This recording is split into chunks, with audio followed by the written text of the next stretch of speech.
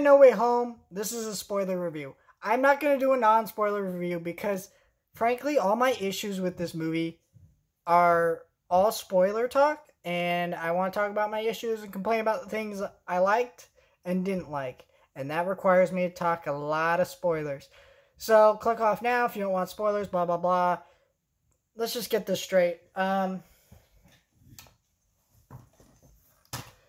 I never liked these movies, the Tom Holland Spider-Man movies. This is easily my favorite of the Tom Holland Spider-Man movies. Sorry. But it's also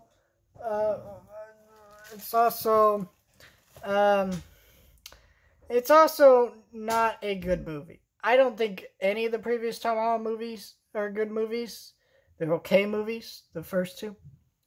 But this one I think is the best for capturing what I like about Spider-Man, but I don't think it's a good movie. I think this is actually a bad movie. A bad movie with some really great elements that I love.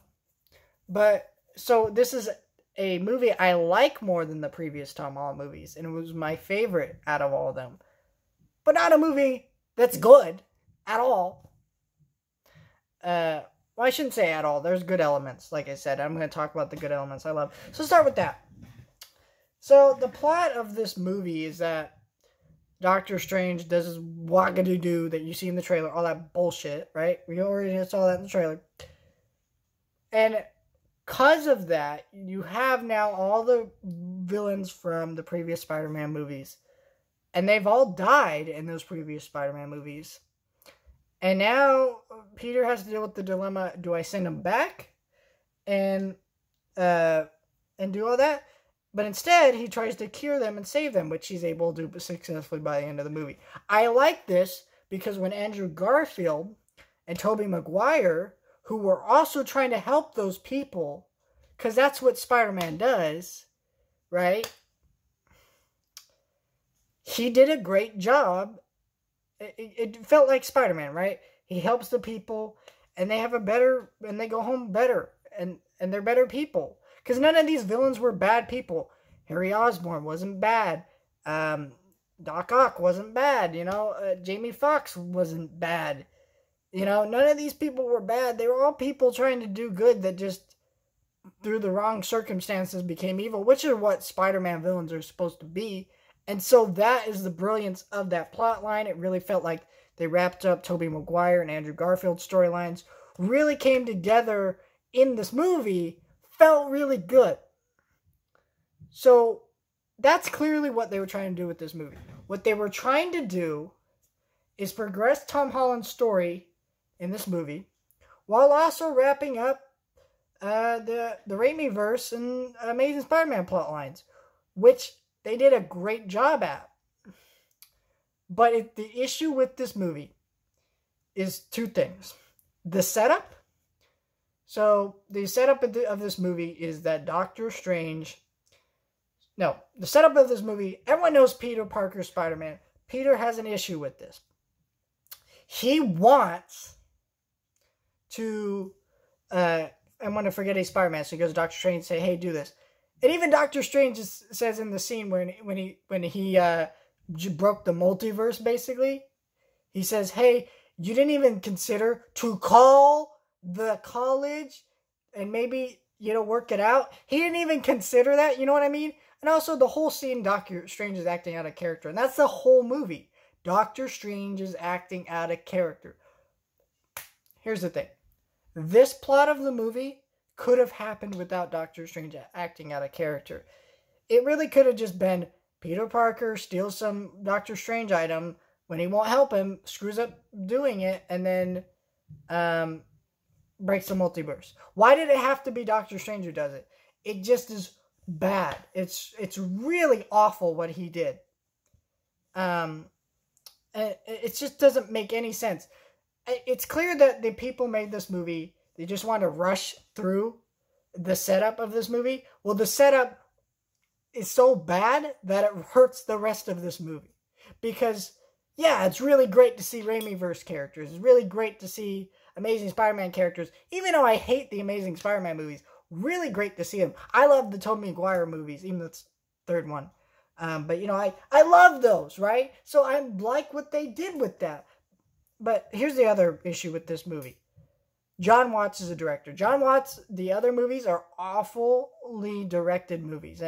And in the sense that they're not the worst directed movies, of course, but they're just nothing. They're nothing directed movies. They don't, there's no style or energy or actual personality of the filmmaking. It's really boring. And in this movie, you could see his style of filmmaking taking over the film, and not in a good way, where it's really jokey because John Watts' style, he's kind of influenced by Johnny Hughes comedies, and he likes to be really jokey, right? And that's cool. You can be jokey all you want. I like that idea. Be jokey. Have jokes. Fine. But it felt like a lot of times in this movie, they were shitting on Raimi characters, and they were doing it to the Amazing Spider-Man characters too. Like, there were times where the comedy worked, where they were making fun of the Lizard and being like, hey, you're kind of a dummy, you know, you tried to turn the world into lizard people, right? That's really dumb, right? So that comedy worked, but then there would be like times like where they're making fun of Doc Ock's name. It's like, come on, you really telling me Spider-Man in this universe hasn't fought characters with dumber names? He literally fought a guy named the Vulture, you know? Like, it's kind of dumb.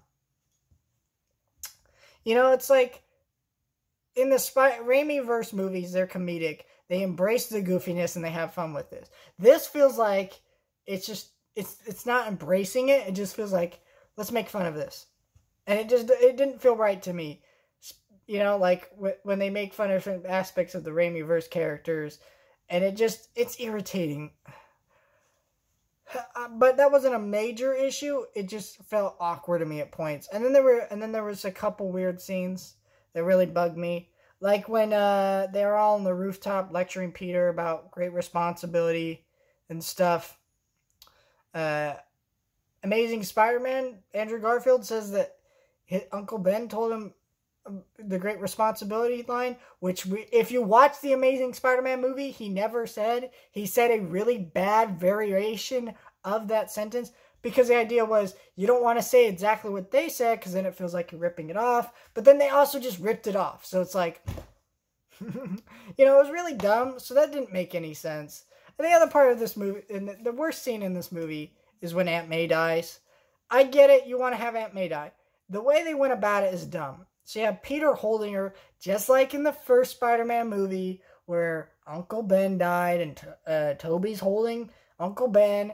And then she says, with great power comes great responsibility. And then he even quotes the line from when Uncle Ben died in Amazing Spider-Man and says, call an ambulance. Why would you be that direct about it? Like, it's so dumb and ridiculous that what? Like, I get it. They wanted her to say something similar to it. Fine, you can just have her say something similar to it. Or not even have her say anything like that at all. Because, here's the thing. The scene works without her saying anything. Right? Because the idea was, oh, you know, they all said the same thing. No, the idea of her saying some words of wisdom shouldn't even matter. What it should have been is they've all lost people, right? That should have been the focus of the scene, which is clearly what it was anyways. Just them all having heard that line of dialogue, with great power comes great responsibility, ties them all together, when it's really loss that should be the only thing that ties together, if that makes sense. I just felt like that scene was utter nonsense, and I think that's my biggest issue with this movie, besides the setup, is that this is clearly a movie where they wanted to do fan service, and they didn't really care about how they got to that fan service. It was just do the fan service. And some of the fan service was really satisfying. Like I said, I like the wrap up to the villains' character arcs, and I like what they did with Toby and Andrew, all that stuff, for the most part. There are a couple nitpicks I just mentioned, but for the most part, I enjoyed what they did. But it felt like a really rushed job of, let's get to the fan service. Who gives a shit how we do it? And because of that, I have to call this a bad movie. Because if there was a good movie in here somewhere, But that good movie was squandered by them not caring how they got to the fan service. And you should have put more care and effort into your movie. And if you're not going to put care and effort into your movie, then why the hell should I be sitting in a theater watching something that you were just sitting on a toilet while you wrote it? You know, obviously they weren't sitting on a toilet.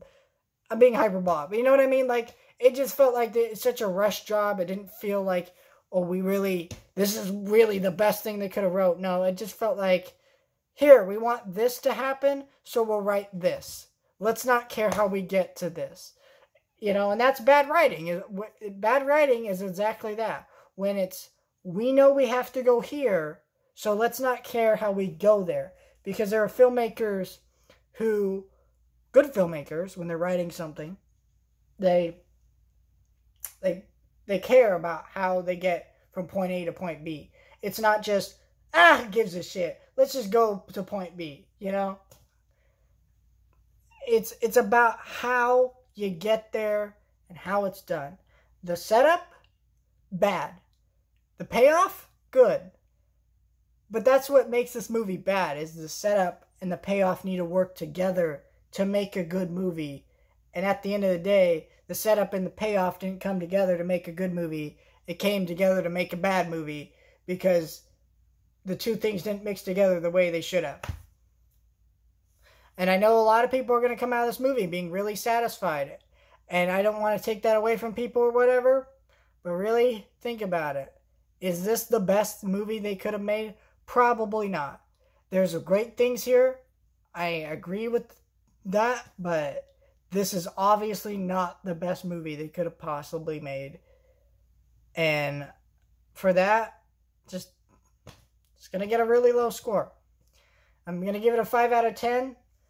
But honestly, could lower.